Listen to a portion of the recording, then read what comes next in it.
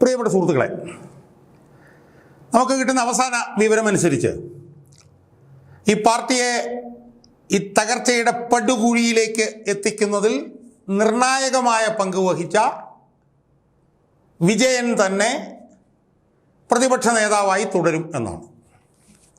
അതാണ് നമുക്ക് കിട്ടുന്ന ഏറ്റവും പുതിയ വിവരം. പിണറായി വിജയൻ തനിക്ക് പ്രതിപക്ഷ നേതാവാകാൻ താല്പര്യമില്ല എന്ന് പറഞ്ഞുകൊണ്ട് പരാജയത്തിൻ്റെ ഉത്തരവാദിത്വം ഏറ്റെടുക്കുമെന്നൊക്കെ വിശ്വസിച്ച മണ്ടന്മാരും പൊട്ടന്മാരുമാണ് നമ്മളങ്ങനെയൊക്കെ കുറച്ച് പേര് വിശ്വസിച്ചു. ഒന്നുമല്ല, സംഭവം ഇത്രയേ ഉള്ളൂ. പിണറായി വിജയന് ഈ പ്രതിപക്ഷ നേതാവ് സ്ഥാനം ഏറ്റെടുക്കാതിരിക്കാൻ പറ്റില്ല.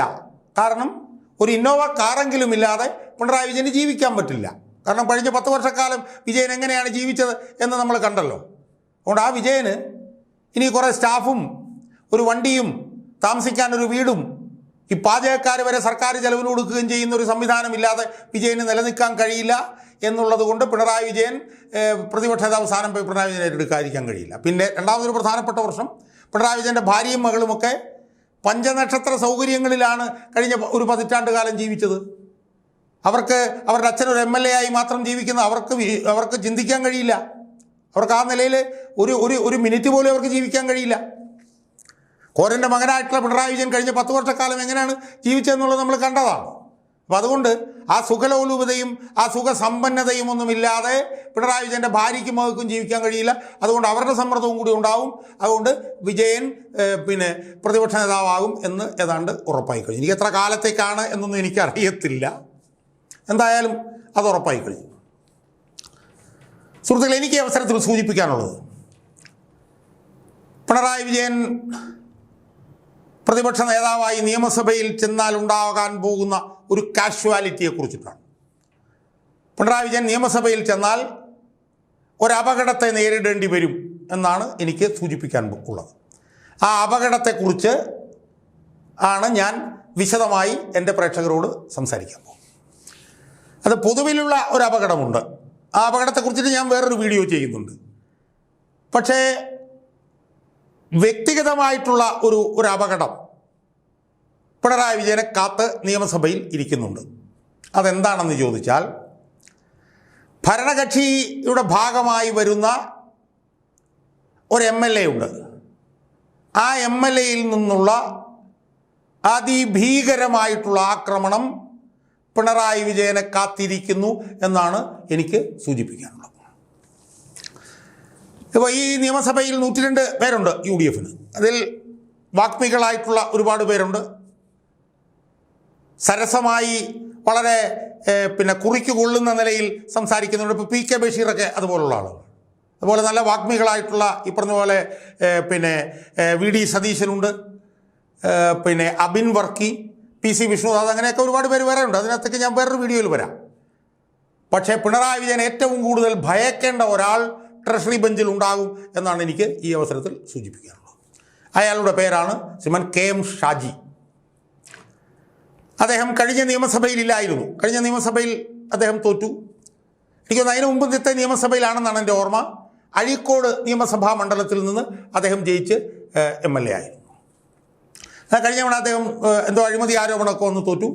അദ്ദേഹം വലിയ ഭൂരിപക്ഷത്തിൽ, എത്ര ഭൂരിപക്ഷമാണെന്ന് എനിക്ക് ഓർമ്മയില്ല, നല്ല ഭൂരിപക്ഷം ഉണ്ടാവണം, ഭൂരിപക്ഷത്തിൽ ജയിച്ച് വേങ്ങരയിൽ നിന്ന് അദ്ദേഹം ഈ നിയമസഭയിലേക്ക് വരുന്നുണ്ട്. അദ്ദേഹം ട്രഷറി ബെഞ്ചുകളിൽ ഉണ്ടാവും. KM ഷാജിയുടെ സാന്നിധ്യമാണ് വിജയ നിയമസഭയിൽ ചെല്ലുമ്പോൾ നിങ്ങൾ ഏറ്റവും കൂടുതൽ ഭയക്കേണ്ടത് എന്നാണ് എനിക്ക് വിജയനോട് ഈ അവസരത്തിൽ സൂചിപ്പിക്കാനുള്ളത്. KM ഷാജി കഴിഞ്ഞ കാലങ്ങളിലൊന്നും നിയമസഭയിൽ ഇല്ലായിരുന്നുവെങ്കിലും ആ ഷാജിയുടെ പ്രസംഗങ്ങൾ നമ്മൾ സ്ഥിരമായി കേൾക്കുമായിരുന്നു. ഷാജി തീ തുപ്പുന്നത് നമ്മൾ സാമൂഹ്യ മാധ്യമത്തിൽ നിരന്തരമായി നമ്മൾ കണ്ടുകൊണ്ടിരുന്നു. എൻ്റെ പ്രത്യേകതകളിലേക്കൊന്നും ഞാൻ പോകുന്നില്ല. പലപ്പോഴും ഷാജിയുടെ പ്രസംഗങ്ങൾ ഞാൻ വീഡിയോ ആയിട്ട് ചെയ്തിട്ടുണ്ട്. അതുകൊണ്ട് ഞാൻ വിഷയങ്ങളിലേക്ക് ഞാൻ പോകുന്നില്ല. പക്ഷേ ഷാജി എന്ന് പറയുന്ന ഒരു രാഷ്ട്രീയ നേതാവ് പിണറായി വിജയനെ നിയമസഭയ്ക്ക് പുറത്ത് പൊതുമണ്ഡലത്തിൽ എടുത്തിട്ട് അലക്കിയതുപോലെ വേറെ ആരും അലക്കിയിട്ടില്ല എന്ന് എനിക്ക് പറയാൻ കഴിയും. അത്രയ്ക്ക് അതിശക്തമായിട്ടുള്ള തുളച്ചു കയറുന്ന വാക്കുകളാണ് ഷാജിയുടെ ഏറ്റവും വലിയ ആസ്തി. അതിലൂടെ യഥാർത്ഥത്തിൽ മലപ്പുറം പോലുള്ള ജില്ലകളിലൊക്കെ മുസ്ലിം ലീഗിന് ഇത്രയും വലിയ വിജയമുണ്ടാക്കിയെടുക്കുന്നതിൽ ഷാജി വഹിച്ചിട്ടുള്ള ഷാജിയുടെ വാഗ്ധോരണി,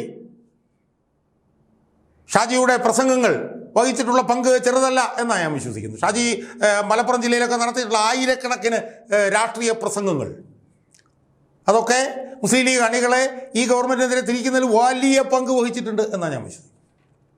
അങ്ങനെ ഷാജി നടത്തിയിട്ടുള്ള നിസ്തുലമായിട്ടുള്ള ആ ഇടപെടൽ, തൻ്റെ പ്രസംഗങ്ങളിലൂടെയുള്ള ആ ഇടപെടൽ, കാരണം ഞാൻ മനസ്സിലാക്കിയിടത്തോളം മുസ്ലിം ലീഗിൻ്റെ അണികളുടെ ഇടയിൽ ഏറ്റവും കൂടുതൽ പ്രശസ്തനായിട്ടുള്ള നേതാവ് ശരിക്കും ഷാജിയാണ്. വലിയ തോതിലുള്ള ഒരു പ്രസംഗ പാടവമാണ് ഷാജിക്ക് ലഭിച്ചിട്ടുള്ളത്. അങ്ങനെ ഷാജി അതിശക്തമായി വിജയനെ എതിർത്ത് തുടങ്ങിയപ്പോൾ വിജയൻ എന്ത് ചെയ്തു? ക്രുദ്ധനായി. കാരണം വിജയൻ ആരായിരുന്നു? ഏകാധിപതിയായിരുന്നു. പറഞ്ഞാൽ പറഞ്ഞത് ചെയ്യുന്നവനായിരുന്നു. പാർട്ടിയും ഗവൺമെൻറ്റും ഒക്കെ വിജയൻ്റെ കാൽ കീഴിലായിരുന്നു. വിജയൻ ക്രുദ്ധനായി. വിജയൻ ഒരു അഴിമതി കേസ്, ഏതോ ഒരു സ്കൂളിൽ, അഴീക്കോടിലെ ഏതോ ഒരു സ്കൂളിലെ അഴിമതി കേസ് അങ്ങോട്ട് അന്വേഷിച്ചു. ഷാജിക്കെതിരെ അന്വേഷിച്ചു, അത് കേസാക്കി. അതിനെതിരെ ഷാജി ഹൈക്കോടതിയിൽ ചെന്നു. ഷാജി പോരാടി. ഷാജിക്ക് അനുകൂലമായി ഹൈക്കോടതിയിൽ നിന്ന് വിധി ലഭിച്ചു. വിധി ലഭിച്ചപ്പോൾ വിജയൻ എന്ത് ചെയ്തു? അതിനെതിരെ സുപ്രീം കോടതി, കാരണം ഈ രാഷ്ട്രീയ എതിരാളികൾക്കെതിരെ ഒന്നും സമരം ചെയ്യാൻ വിജയന് വീട്ടിൽ നിന്ന് പണം എടുത്തുകൊണ്ട് വരേണ്ടി വന്നിരുന്നില്ലല്ലോ. സംസ്ഥാന ഖജനാവിൽ ശതകോടികൾ ഉണ്ടായിരുന്നു. അതിനകത്ത് പിണറായി വിജയൻ എന്ത് ചെയ്തു? ഷാജിക്കെതിരെ സുപ്രീം കോടതിയിൽ പോയി. സുപ്രീം കോടതിയിലും ഷാജിക്ക് അനുകൂലമായിട്ട് വിധി വന്നു. അതിനിടയിൽ എന്തൊക്കെ നടത്തി? ഷാജിയുടെ വീട്ടിൽ റെയ്ഡ് നടത്തി. ഷാജിയെ എങ്ങനെയൊക്കെ പീഡിപ്പിക്കാമോ അങ്ങനെയൊക്കെ പീഡിപ്പിച്ചു. ഷാജിക്കൊരു ഒരു തവണ ഷാജിക്ക് എന്തോ ഒരു ഹാർട്ട് അറ്റാക്ക് വന്നോ എന്ന് പോലും എനിക്ക് സംശയമുണ്ട്. ഈ സ്ട്രെസ്സ്, ഈ സമ്മർദ്ദം, ഈ വിജയൻ്റെ സമ്മർദ്ദം സഹിക്കാൻ മേലാതെ. പക്ഷേ ഷാജി പോരാടി. അതിനെതിരെ പോരാടി. ഷാജിക്കെതിരായിട്ടുള്ള വിധിയെല്ലാം റദ്ദാക്കപ്പെട്ടു. സുപ്രീം കോടതിയിലും ഷാജി കുറ്റവിമുക്തനാക്കി. അപ്പം എന്ത് സംഭവിച്ചു? ED വന്നു ഷാജിക്കെതിരെ. ED അന്വേഷണം വന്നു ഷാജിക്കെതിരെ. അത് നമുക്കറിയാലോ അതെങ്ങനെയായിരിക്കും വന്നത്. ഷാജി ആ ED അന്വേഷണത്തിനെതിരെയും ഷാജി പോരാടി.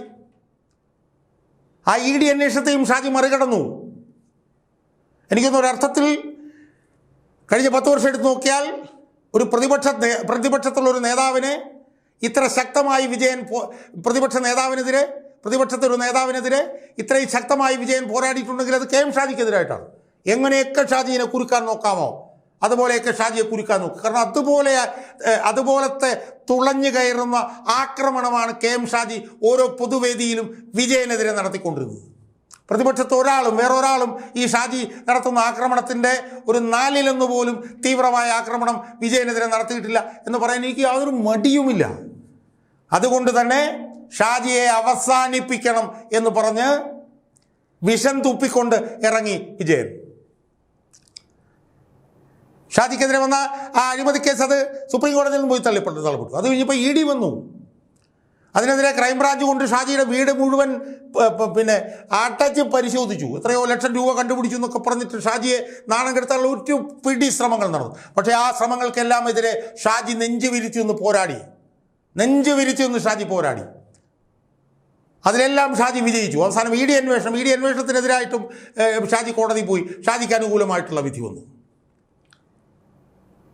അങ്ങനെ കഴിഞ്ഞ 10 വർഷക്കാലം പിണറായി വിജയൻ KM ഷാജി എന്ന് പറഞ്ഞ രാഷ്ട്രീയ നേതാവിനെ നിരന്തരം പുറകെ നടന്ന് അധിക്ഷേപിക്കാനും അപകീർത്തിപ്പെടുത്താനും എല്ലാം ശ്രമിച്ചിട്ടും അതിനെയെല്ലാം അതിജീവിച്ചുകൊണ്ടാണ് വമ്പൻ ഭൂരിപക്ഷത്തിൽ KM ഷാജി ഈ നിയമസഭയിലേക്ക് വരുന്നത്.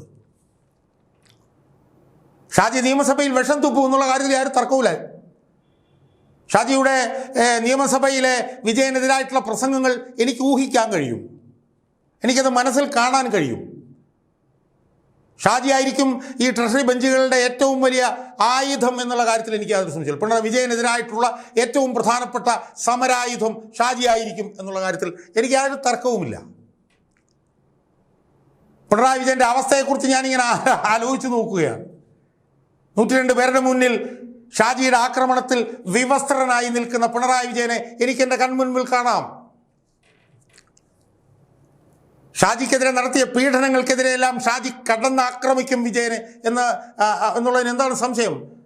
ഷാജിയെ പീഡിപ്പിച്ചതിന്, ഷാജിക്ക് ആരോഗ്യ പ്രശ്നങ്ങൾ പോലും ഉണ്ടാക്കിയതിന്, ഷാജിക്കെതിരെ കള്ളക്കേസുകൾ എടുത്ത് സുപ്രീം കോടതി വരെ പോയതിന്, ഇതിനെല്ലാം പകരം വീട്ടും KM ഷാജി എന്നാണ് ഞാൻ വിശ്വസിക്കുന്നത്. അതുകൊണ്ട് വിജയൻ അടുത്ത നിയമസഭയിൽ പ്രതിപക്ഷ നേതാവായി വരുമ്പോൾ ഏറ്റവും കൂടുതൽ ഭയപ്പെടേണ്ടത്, അല്ലെങ്കിൽ അടുത്ത നിയമസഭയിൽ പിണറായി വിജയനെതിരായിട്ടുള്ള ഏറ്റവും വലിയ സമരായുധം, ഏറ്റവും വലിയ അപകടകാരി KM ഷാജി ആയിരിക്കും എന്ന് വിജയനോട് നേരത്തെ ഞാൻ പറയുകയാണ്. വിജയൻ അതെങ്ങനെ മറികടക്കും എന്നത് സംബന്ധിച്ച് എനിക്കറിയില്ല. പിണറായി വിജയൻ അത് മറികടക്കാൻ ബുദ്ധിമുട്ടായിരിക്കും എന്നാണ് എനിക്ക് സൂചിപ്പിക്കാനുള്ളത്. അതുകൊണ്ട് ഷാജിയുടെ വിജയനെതിരായിട്ടുള്ള പ്രസംഗത്തിന് ഞാൻ ഇപ്പോഴേ കാതോർത്തിരിക്കുകയാണ് എന്നാണ് എൻ്റെ സുഹൃത്തു കൂടിയായിട്ടുള്ള ശ്രീ KM ഷാജിയോട് എനിക്ക് ഈ അവസരത്തിൽ പറയാനുള്ളത്.